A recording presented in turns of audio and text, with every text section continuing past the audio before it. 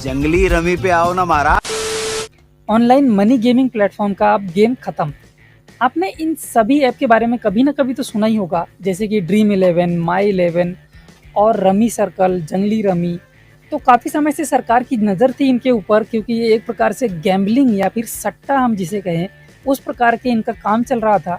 इसीलिए सरकार इनके ऊपर रेगुलेशंस और इनको बैन करने के लिए एक नए बिल के बारे में प्रस्ताव रखती है 20 अगस्त के दिन। और इस एक्ट का नाम होगा promotion and regulation of online gaming bill. क्योंकि हमारी गवर्नमेंट जो है काफ़ी लंबे समय से एक प्रेशर में थी कि हमारा युवा जो है ये एडिक्शन के तौर पर इन एप्लीकेशंस को चलाने लग रहे हैं और कहीं ना कहीं इन पर गैम्बलिंग जैसा असर होता है। और शायद इन्हीं वजह से कई सारे सुसाइडल अटेम्प्ट भी हुए हैं इन प्लेटफॉर्म की वजह से। और इन सबको ध्यान में रखते हुए सरकार इस तरीके का एक्शन ले रही है।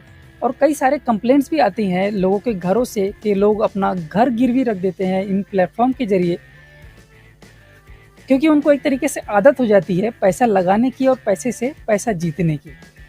लेकिन रियलिटी ये है कि ये सट्टा ही है और किसी को पैसे यहाँ पर नहीं मिलते। तो इस बिल के प्रोविजंस कुछ ऐसे हैं कि अगर कोई भी online gaming platform real money के ऊपर जो है इन्वॉल्वमेंट होगा तो उसके ऊपर ये बिल लागू होगा और उसके ऊपर लीगल एक्शन लिया जा सकता है। और ये अप्लाई होगा उस प्लेटफॉर्म के डेवलपर्स के ऊपर, यानी कि जिन्होंने उसको बनाया है, और प्रमोटर्स यानी कि जो मालिक है उसके, उनके ऊपर भी ये लागू होगा। और इसके जो एडवर्टाइजमेंट करते होंगे उन पर भी एक्शन लिया जा सकता है।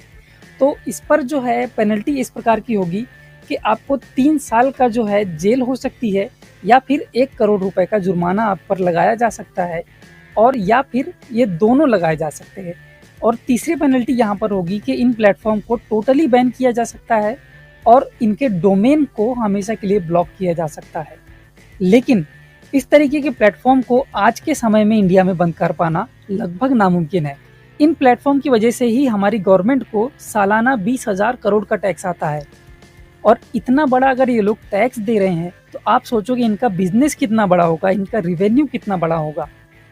तो इतने बड़े रेवेन्यू वाला बिजनेस अपने आप को बंद नहीं होने देगा। ये अपने बचाव में इस कानून के शब्दों को तोड़ मरोड़ कर प्रेजेंट करेंगे। और जैसे कि अभी ये खुद को स्किल गेमिंग प्लेटफॉर्म बताते हैं कि है वो सट्टा ही, लेकिन वो स्किल गेमिंग बोलकर अपने आप को बचा लेते हैं। पर्सनली तो मेरा यही मानना है कि इस प्रकार के प्लेटफॉर्म को बंद कर पाना लगभग अभी नामुमकिन है।